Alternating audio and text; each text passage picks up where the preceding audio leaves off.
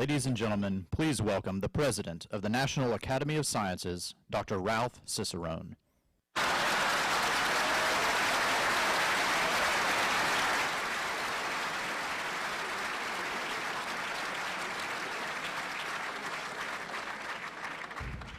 I think some of you didn't listen to the end of that sentence. Good morning. Fellow members, distinguished guests, welcome to the 150th annual meeting of the National Academy of Sciences. Just a moment ago, I had the honor to welcome President Obama to this annual meeting. As you know, this is the second annual meeting that President Obama has attended at our invitation, and we're very pleased. In fact, President Obama is the first President of the United States to address two annual meetings of the National Academy of Sciences. Since his visit 4 years ago, we've completed a restoration of this historic home for science in the United States on Constitution Avenue on the Mall. And we can't give the President a full tour today, but we want him and his family to come back whenever they would like, take them around the building. This building is also home to the National Academy of Engineering and the Institute of Medicine. And Harvey Feinberg, the President of the Institute of Medicine, is with us today. We thank him and Dan Mote, who's representing the National Academy of Engineering today, for their partnership in so much of what we do. I'd like to also acknowledge the presence of two of our former presidents, Bruce Alberts and Frank Press, who are with us this morning. We're honored by their presence and thank them again. We're also joined by a number of members of the Obama administration and previous people, and I'd like to ask everyone who has served not only in this administration, but previous administrations in the federal government, both here and in the extra viewing rooms, to stand and be recognized, if all of you would stand who have had such service.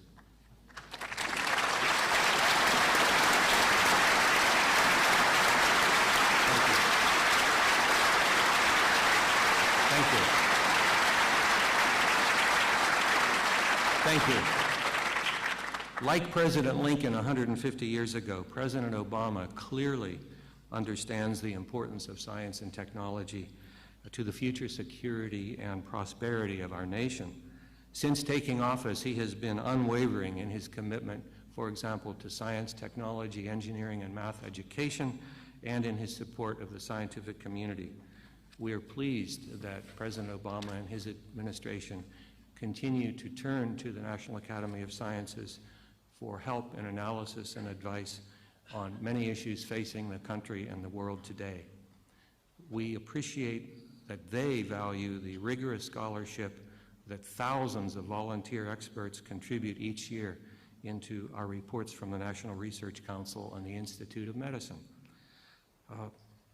We will try to hold up our side of that bargain.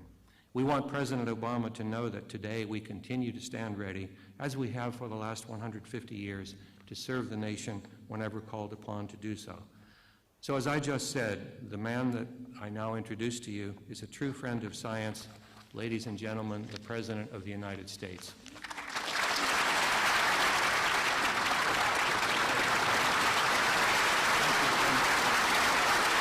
Thank you. Thank you very much. Thank you very much. Thank you so much. Please, please. Everybody have a seat. Well, it's good to be back. Good morning, everybody, and thank you, Dr. Cicerone, for the kind introduction and the great work that you do. The good doctor was reminding me that the first time I came here, he apparently joking, I warned him and John Holdren not to age too much in their jobs, and it turns out I'm the guy who's aged. They look great. But as always, it's an honor to join our nation's preeminent scholars, including my own science advisor, John Holdren, to celebrate the 150th anniversary of the National Academy of Sciences. And since I did not do well enough in chemistry or physics to impress you much on those topics, let me instead tell a story. 150 years ago, the nation, as all of you know, was in the midst of the Civil War. And the Union had recently suffered a devastating defeat at Fredericksburg. The road ahead seemed long and uncertain. Confederate advances in weapons technology cast a dark shadow on the Union.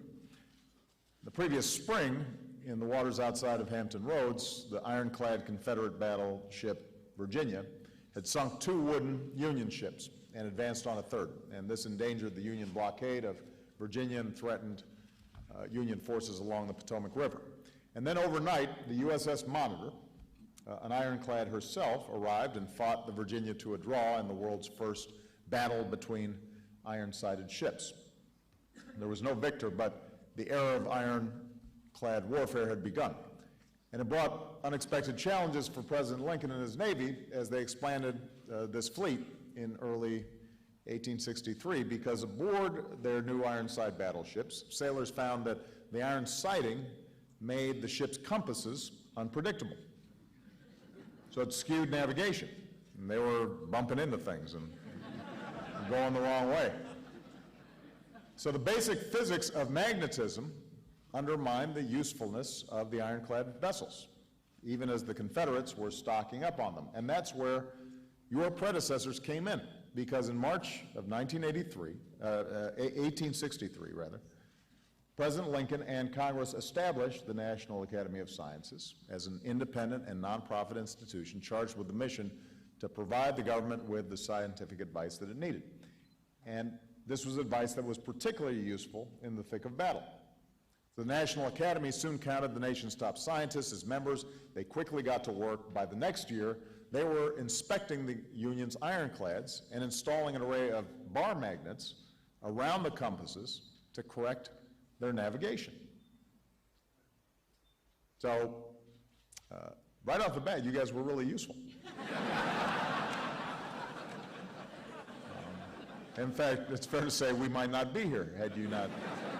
Certainly, I would not be here.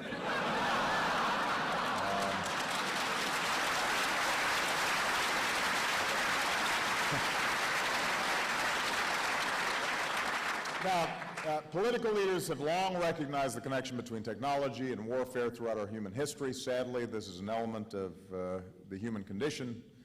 We take our wars very seriously, and we're always looking for new ways to engage in war. But President Lincoln founded the Academy with a mandate that went far beyond the science and technology of war. Even as the nation was at war with itself, President Lincoln had the wisdom to look forward, and he recognized that finding a way to harness the highest caliber scientific advice for the government would serve a whole range of long-term goals for the nation. It was the same foresight that led him to establish land-grant colleges and finish the Transcontinental Railroad.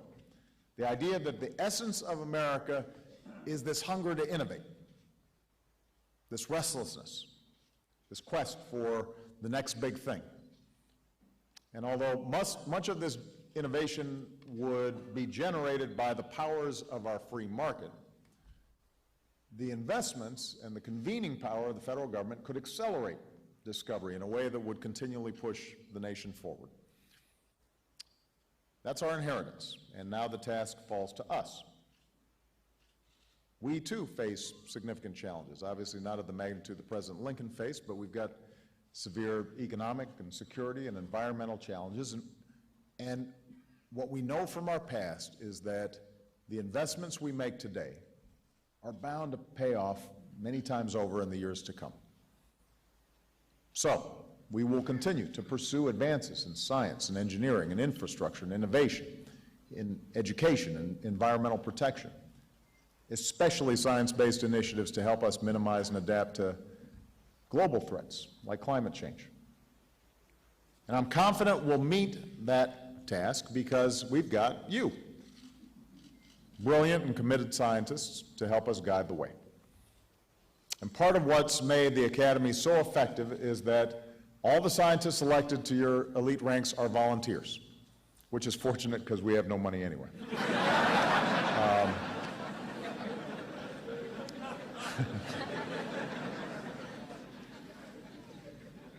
For 150 years, you've strived to answer big questions, solve tough problems, not for yourselves, but for the benefit of the nation. And that legacy has endured from the Academy's founding days. And when you look at our history, you've stepped up at the times of enormous need and in some cases, great peril. And when Woodrow Wilson needed help understanding the science of military preparedness, he asked the Academy's eminent scientists to lay it out for him. When George W. Bush, more recently, wanted to study the long-term health effects of traumatic brain injuries suffered by soldiers in Iraq and Afghanistan, he set your scholars to the task. Today, my administration relies on your expertise to answer critical questions like, how do we set our basic priorities for research? How can we get the most out of the nanotechnology revolution? What are the underlying causes of gun violence? And more important than any single study or report, the members of this institution embody what is so necessary for us to continue our scientific advance and to maintain our cutting edge, and that's restless curiosity and boundless hope, but also a fidelity to facts and truth, and a willingness to follow where the evidence leads. Now, I'd like to acknowledge the other organizations that have been, obviously very important in this whole process. The National Academy of Sciences, the National Academy of Engineering, the Institute of Medicine, all who've contributed similar leadership in maintaining the tradition and upholding the highest standard of science. And by the way, we do have colleagues in Congress who believe in science and believe in evidence. One of them is here, Congressman Rush Holt. We're very grateful to him for his outstanding work.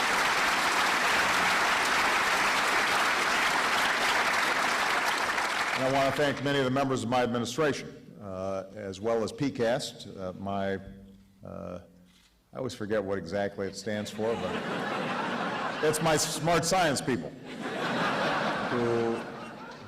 who have contributed enormously to the work that we're doing on a whole range of issues, from energy to advanced manufacturing, have really been extraordinary. I want to thank the members of my administration who are here as well, who all are invested in making sure that we keep American science the best in the world. Now, the good news is America remains a world leader in patents and scientific discovery. Our university system is the crown jewel of our economy, as well as our civilization, and that's what's allowing us to continually replenish our stock of people who are willing to dream big dreams and reach higher than anybody else. And what I want to communicate to all of you is that as long as I'm president, we're going to continue to be committed to investing in the promising ideas that are generated from you and your institutions, because they lead to innovative products, they help boost our economy, but also because that's who we are. I'm committed to it because that's what makes us special and ultimately what makes life worth living. And that's why we're pursuing grand challenges like making solar energy as cheap as coal and building electric vehicles as affordable as the ones that run on gas. And earlier this month, I unveiled the BRAIN Initiative, which will give scientists the tools that they need to get a dynamic picture of the brain in action and better understand how we think and learn and remember. And today, all around the country, scientists like you are developing therapies to regenerate damaged organs, creating new devices to enable brain-controlled prosthetic limbs, and sending sophisticated robots into space to search for signs of past life on Mars. Now that sense of wonder and that sense of discovery, it has practical application, but it also nurtures what I believe is best in us. And right now we're on the brink of amazing breakthroughs that have the chance, the potential to change life for the better, which is why we can't afford to gut these investments in science and technology. Unfortunately, that's what we're facing right now because of the across-the-board cuts that Congress put in place, the sequester, as it's known in Washington speak. It's hitting our scientific research. Instead of racing ahead on the next cutting-edge discovery, our scientists are left wondering if they'll get to start any new projects, any new research projects at all over the next few years, which means that we could lose a year, 2 years of scientific research as a practical matter because of misguided priorities here in this town. With the pace of technological innovation today, we can't afford to stand still for a year or 2 years or 3 years. We've got to seize every opportunity we have to stay ahead. And we can't let other countries win the race for ideas and technology of the future. And I say that, by the way, not out of just any nationalistic pride, although obviously that's part of it. But it's also because nobody does it better than we do when it's adequately funded, when it's adequately supported. And what we produce here ends up having benefits worldwide. We should be reaching for a level of private and public research and development investment that we haven't seen since the height of the space race. That's my goal. And it's not just resources. I mean, one of the things that I've tried to do over these last 4 years and will continue to do over the next 4 years is to make sure that we are promoting the integrity of our scientific process. That not just in the physical and life sciences, but also in fields like psychology and anthropology and economics and political science, all of which are sciences because scholars develop and test hypotheses and subject them to peer review. But in all the sciences, we've got to make sure that we are supporting the idea that they're not subject to politics, that they're not skewed by an agenda, that, as I said before, we make sure that we go where the evidence leads us. And that's why we've got to keep investing in these sciences. And what's true of all sciences is that in order for us to maintain our edge, we've got to protect our rigorous peer review system and ensure that we only fund proposals that promise the biggest bang for taxpayer dollars. And I will keep working to make sure that our scientific research does not fall victim to political maneuvers or agendas that in some ways would impact on the integrity of the scientific process. That's what's going to maintain our standards of scientific excellence for years to come. That's why, by the way, one of the things that I've focused on as president is an all-hands-on-deck approach to the sciences, as well as technology and engineering and math, and that's why we're spending a lot of time focused on the next generation. With the help of John Holdren and everybody who's working with my administration, we want to make sure that we are exciting young people around math and science and technology and computer science. We don't want our kids just to be consumers of the amazing things that science generates. We want them to be producers as well. And we want to make sure that those who historically have not participated in the sciences as robustly, girls, members of minority groups here in this country, that they are encouraged as well. You know, we've got to make sure that we're training great calculus and biology teachers and encouraging students to keep up with their physics and chemistry classes. That includes Malia and Sasha. It means teaching proper research methods and encouraging young people to challenge accepted knowledge.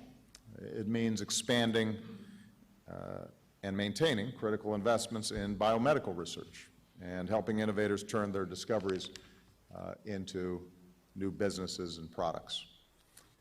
And it means maintaining that spirit of discovery. You know, last week I got a chance to do one of my favorite things as president, and that is, you know, we started these White House science fairs. And these kids are remarkable. I mean, I know you guys were smart when you were their age, but I might give them the edge. I mean, you had young people who were converting algae into sustainable biofuels. That was one of my favorites because the young lady she kept the algae under her bed. She had like a whole lab, which meant that she had really supportive parents. I pictured it bubbling out and start creep into the hallways. You had young people who were purifying water with bicycle power-generated batteries. You had young people who had already devised faster and cheaper tests for cancer. These are 15, 16-year-olds.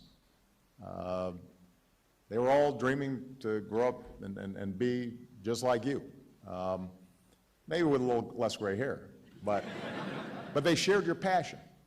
They shared that excitement, and what was interesting was not only did they share that sense of wonder and discovery, but they also shared this fundamental optimism that if you figured this stuff out, people's lives would be better.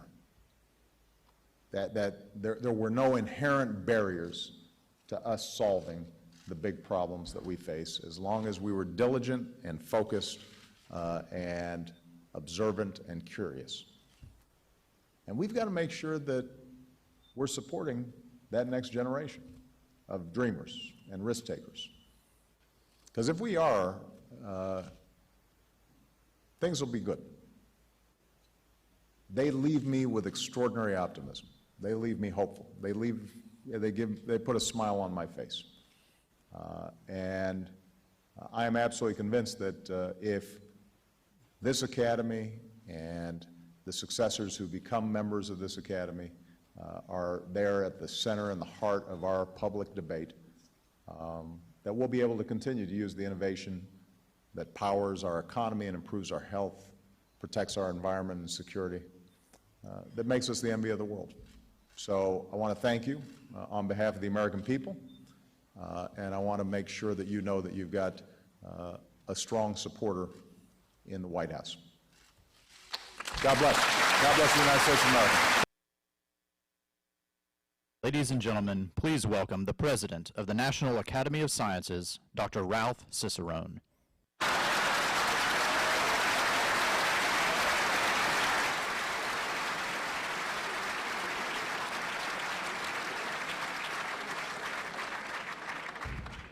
I think some of you didn't listen to the end of that sentence. Good morning. Fellow members, distinguished guests, welcome to the 150th Annual Meeting of the National Academy